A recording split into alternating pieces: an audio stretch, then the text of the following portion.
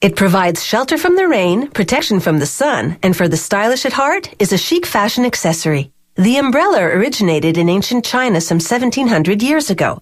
Since then, it's evolved from the original parasol to the modern-day collapsible canopy that pops up all over in wet weather. Unlike mass-produced models, this quality umbrella is meticulously handcrafted. The shaft is made of birch wood, which the artisan stains to match the umbrella's handle. He trims down the diameter of the shaft so it will fit perfectly into the handle. After buffing the handle to a shine, he glues it onto the shaft.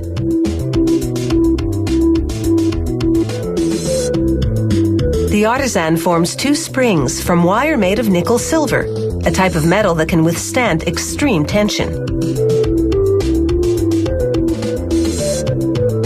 He bends one end of the wire into a triangular shape and hammers it flat to ensure a perfect fit in the shaft. He cuts two slots in the shaft, one at the top and one at the bottom. Then he pierces a hole in each slot where the spring will hook into it. With a bit of stain, he hides the exposed wood. For the umbrella to open and close easily, the springs must fit snugly. So he makes a right angle bend at each end of the spring. That shape sets the correct tension. With a tap of the hammer, the spring now rests firmly inside the slot. After trimming the spring, he purposely overbends, then corrects it to ensure the perfect shape. A small pin prevents the spring from opening fully, holding it inside the shaft. This brass runner is what you slide up the shaft to open the umbrella. A stop pin limits the runner's travel, preventing the canopy from blowing inside out.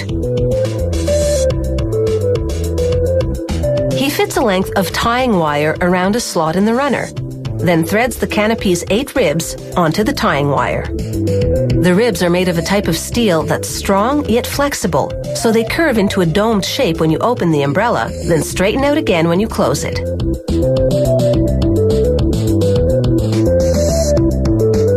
He wires the rib's other ends to what's called a notch. Once wired into the notch's opening, the ribs rest just below the handle line. At the spot where the notch will sit on the shaft, he drills a hole for the pinning wire that holds it in place.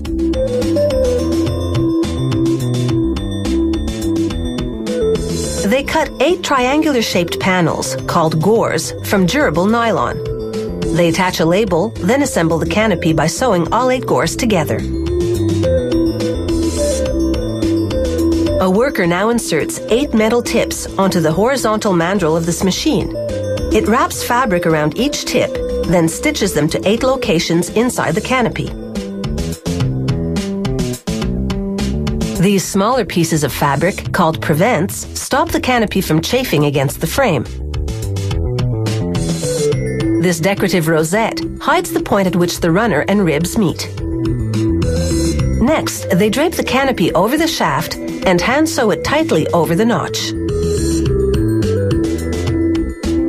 They attach a tip over the end of each rib. Then align each rib with a canopy seam.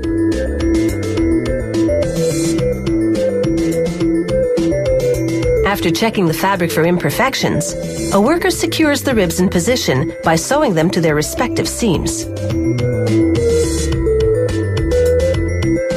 They roll up the umbrella to check that the fastening button and band attached earlier are where they should be. They finish off the umbrella by jamming a decorative ring over the notch. Then they crown the top of the shaft with a ferrule, a brass cap with a protective steel tip. This company embellishes its shafts with a silver-plated band, ideal for engraving the owner's initials.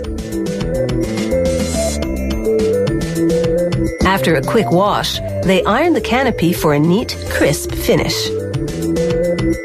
The final touch is a matching cover, one you can slide off in an instant if you're caught in a sudden shower.